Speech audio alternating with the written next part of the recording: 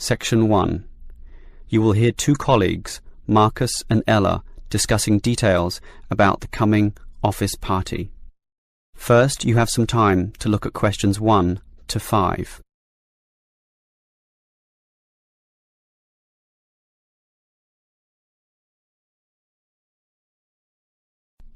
Now we shall begin. You should answer the questions as you listen, because you will not hear the recording a second time. Listen carefully and answer questions 1 to 5. Okay, Ella. As you know, you and I have to make the big decision about in which restaurant we are going to hold our office celebration. Well, we're celebrating 20 years of operation, so I think it has to be a good restaurant, something which will really impress people and make them think better of the company. We do have a budget, though. It's how much? $2,000, and that should be enough for a good meal. Actually, it's $3,000, not $2,000. I confirmed that today. That should be enough for a great meal, then. Well, this is a significant milestone, so should we go for a buffet meal at a local hotel? All you can eat? Something like that? The Chesterfield Hotel has good food. I've eaten there before. Very impressive. Yes, I've got the brochure here.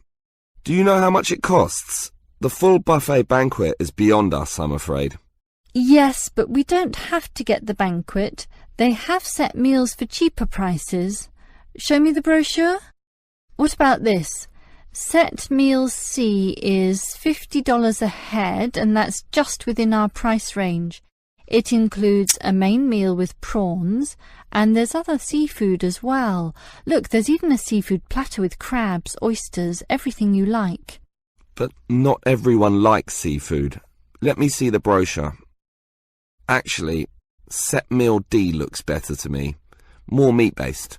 How much is it? Meal A is $70, B is $60, and so on. So D is even cheaper at $45. OK, and we could spend the money we save on other things, such as a lottery present or something.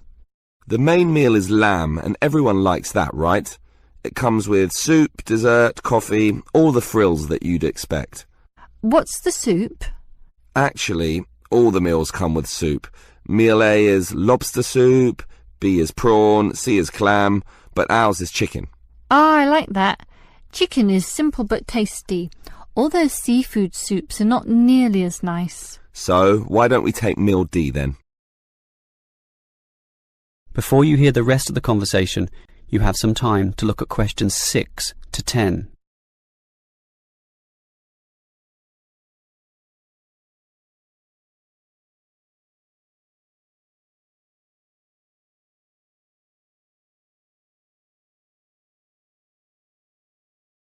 Now listen and answer questions 6 to 10.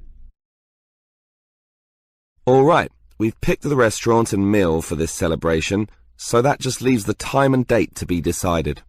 We need to do it soon. This month is the 20th anniversary, so what about the 14th? 14th? But wouldn't it be better to do it after the end of quarter reports are handed in? That way everyone will feel more relaxed. That's the 18th, after the middle of the month. Good thinking. That's why you're the office manager and I'm not. And that leaves the starting time. After work, but not too late, right? Well, any time is fine, I should think.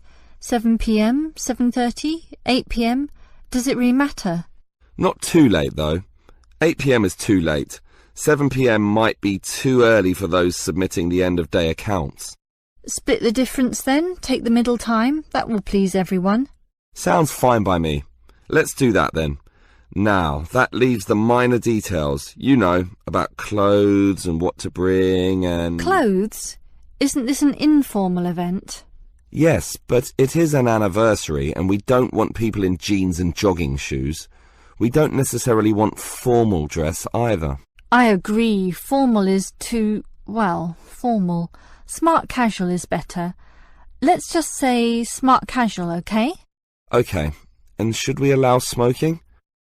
Isn't that the hotel's decision? Do they allow smoking? They do, in designated areas well away from the eating tables. Personally, I hate smoking and would like to ban it completely from this function, but to be reasonable, I think we can just follow the hotel's policy. If they allow it, so can we. OK, that sounds fine. That just leaves... Whether the guests should bring anything with them? I think it would be a nice idea if everyone bought a... Let me guess. A card, right? A getting to know you card. No, a present. A small present, of course, to be put into a large box, and then everyone can reach inside and pull out something. A lucky dip. That should be a good laugh, don't you think? Great idea. That is the end of section 1. You now have half a minute to check your answers.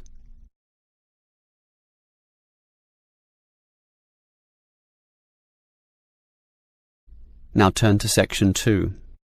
Section 2. You will hear a construction worker and university officer discussing the effects of some new construction on the university premises. First, you have some time to look at questions 11 to 15.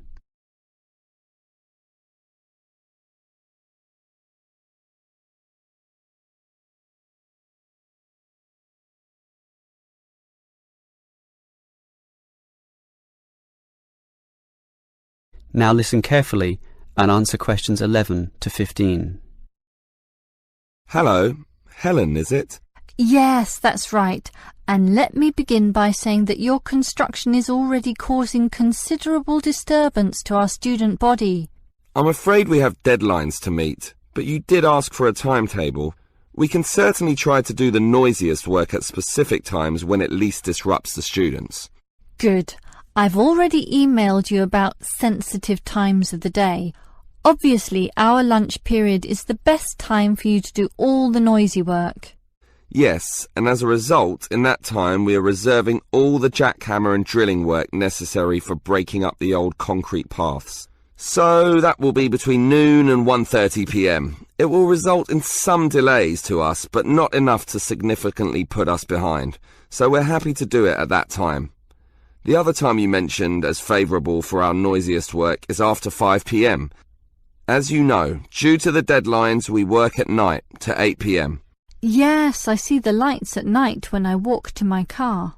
Well, we can similarly put most of the digging of earth, or in other words the excavation, to that time. And that work is certainly noisy due to the engines of the earth-moving vehicles. Inevitably, of course, there must be some noise during the day, and I think that the best we can do is concentrate it at one specific time so that at least you can anticipate it. That time will be from 10 a.m. to noon. We've just finished cutting down and sawing up all the trees, so that morning period will now primarily be involved with the pouring of concrete. That must be done early in the day to allow the concrete to harden during the daylight hours. It will involve considerable noise, I'm afraid, mostly from the trucks and concrete mixers, so expect some racket in those 2 hours. So what will happen in the late afternoon? Will it be quiet enough for exam work? I believe so, since in that first hour and a half we'll be having our lunch break, and in the remaining 2 hours we'll just be making the concrete look nice, you know, removing leaves, broken pieces, and making it all level and flat before it hardens. So the noise will certainly be at a minimum in that period of time. Before you hear the rest of the talk, you have some time to look at questions 16 to 20.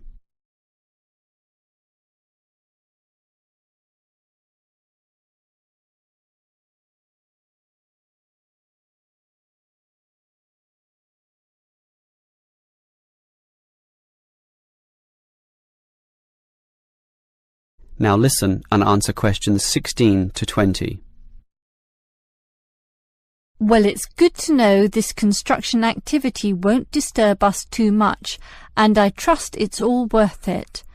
Perhaps you can tell me how this new plaza will look when it's all finished. Can you give me some idea of the final appearance? Oh, it's going to look very nice. For a start, right now we've just got concrete paths, and as you can see, we're breaking that up and removing it, and soon we'll be laying polished stone. Really? Stone? And polished too? Yes, it will look very good, nice and shiny, giving a touch of class. The university is certainly spending some money on this. I guess it will be the Showcase Plaza, especially with a fountain as well in the front corner. And there'll be shops too at the back in that other corner area. Right now it's just empty space, but soon you'll be able to buy things there, not just from one shop either, but many. I suppose that will help the university draw some income as well. And see that long narrow part on the left-hand side? We had planned to put seating there, but we soon realised that wasn't such a good idea. We thought about a coffee shop, but finally decided that it would be better to have a garden, since there's so much natural sunlight around that area, so that's what we're doing. It should look very nice indeed, particularly when it grows a bit. And after some thought, it was decided to put the seating in the centre of the plaza, since being right in the middle allows everyone to be seen, and everyone to see everything, creating a very fun atmosphere. Along those same lines, that is, in order to create a better atmosphere, we're changing the facade of the buildings facing into the plaza. Right now there's nothing there, just walls without any ornamentation. We thought that we could either paint them with interesting pictures, perhaps with modern art or that sort of thing, but then decided to simply hang plants there, in keeping with the natural look of the place. Well, keep up the good work. I'm sure it's going to look wonderful when it's all finished. That is the end of section 2. You now have half a minute to check your answers.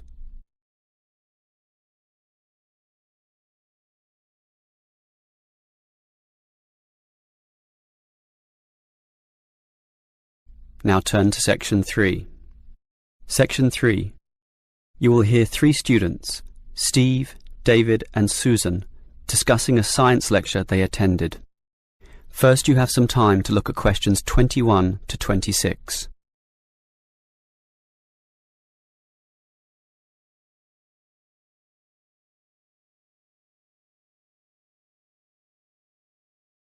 Now listen carefully and answer questions 21 to 26. What did you think about the lecture, David? I thought it was rather interesting. I liked the way it examined the personalities as well as the achievements of the 3 great physicists of history. It was also interesting in the way it highlighted that all of them had traits in common, despite being removed by centuries. What did you think, Stephen? I thought, for their times, all 3 scientists were quite revolutionary. Also, I found it quite funny how Galileo, the Italian physicist, in his great work, what was it called? It's usually abbreviated to 2 systems. Yeah, in the 2 systems. It isn't really science in the conventional sense at all because it's so funny. How can science have characters, one of them with the name Simplicio? I think, though, that it stands as significant in that it was the first major work in which authority was challenged.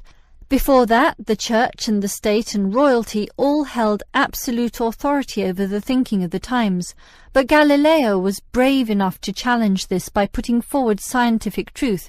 It simply started everything. I agree with you there, and it was important, and I don't wish to underestimate that at all, but Galileo's works were somewhat scattered. He couldn't fuse all the ideas together. That had to wait for Newton's Principia. So why do we call it that? It's not even English. Well, Newton wrote his Principia in Latin, as was the practice of all scientists of the time. Principia is the key word in the title, which we usually use when referring to this great work. And I think you're right, David. Its significance lies in the way it finally created order. Before that, things were still confused, disordered, let's say. That's right, Susan. With Newton, the heavens became like a clockwork mechanism where the orbit and motion of the planets and comets could be predicted. Newton simply created order and suddenly the universe seemed understandable. Until Einstein came along and confused the hell out of everyone. Yes, I agree that his relativity is mathematically complex, but once you conquer this, it is remarkably straightforward. Why did he call it relativity, anyway? Because every motion is relative to the motion of other bodies, hence relativity. I suppose it's a logical name, when you think about it. Yes, and the significance of the theory lay in the way it explained gravity. Prior to that, gravitational motion or action at a distance was just assumed to happen, but nobody quite knew why. Einstein was successful in providing a theory which explained this, and that theory has lasted to the present day. That makes it quite an accomplishment. I think we'd have to agree that all three scientists accomplished much in their own way. Before you hear the rest of the conversation, you have some time to look at questions 27 to 30.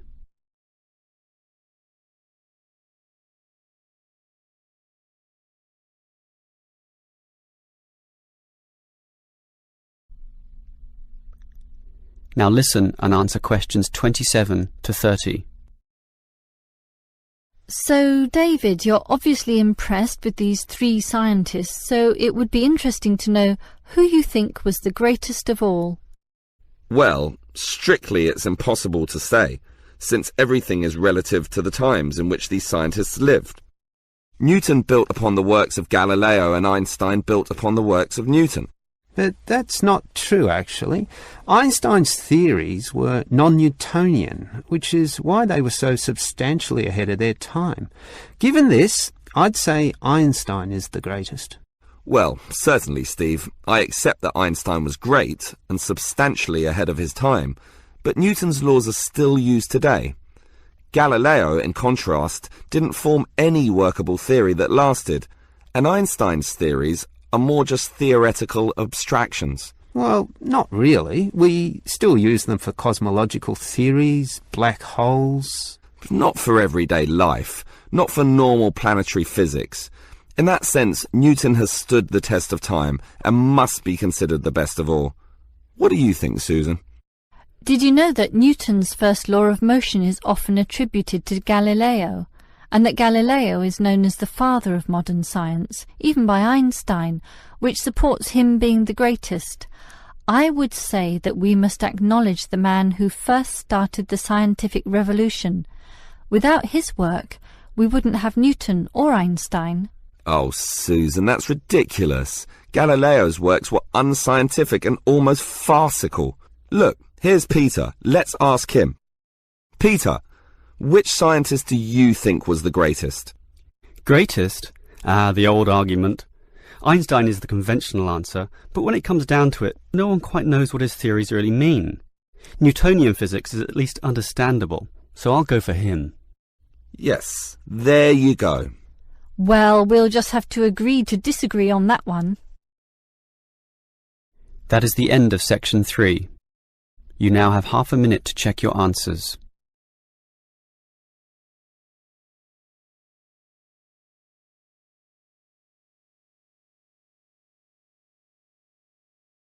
Now turn to section 4. Section 4. You will hear a lecturer talking about brands and branding. First, you have some time to look at questions 31 and 32.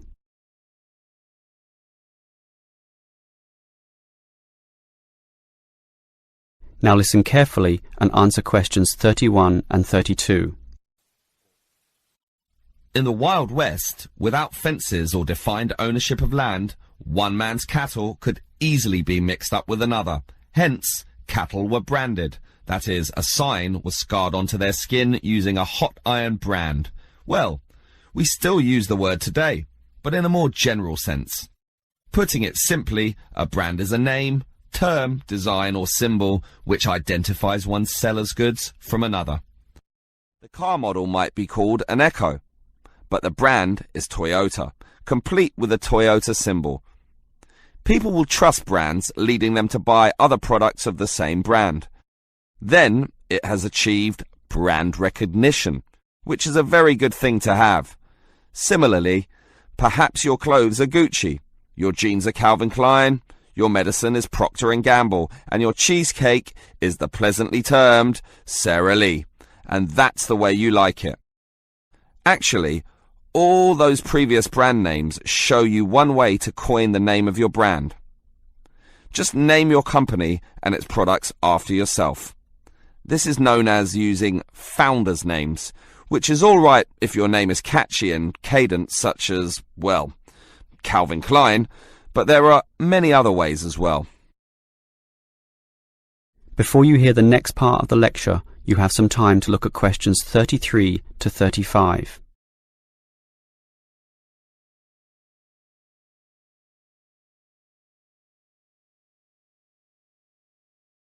Now listen and answer questions 33 to 35.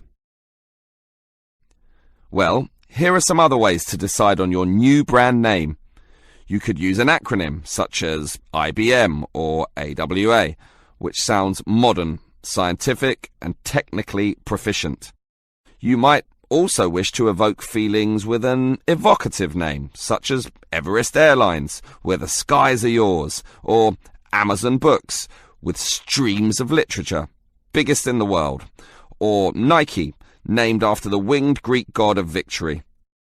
Alternatively, you might like to describe your product by using a descriptive brand name, Safe and Sleep Bedding, Ever Alert Security System, and so on. Or you could make it rhyme to be more easily remembered, Reese's Pieces, Faster Pasta, and others. Another method is just to invent a word where none existed before, technically known as a neologism. Names such as Wii, Kodak, or Rolex. And there are more methods as well. Each comes with its own appeal, but ultimately, everyone wants a global brand. Facebook, Pepsi, Nike, a name recognized all around the world. Before you hear the rest of the lecture, you have some time to look at questions 36 to 40.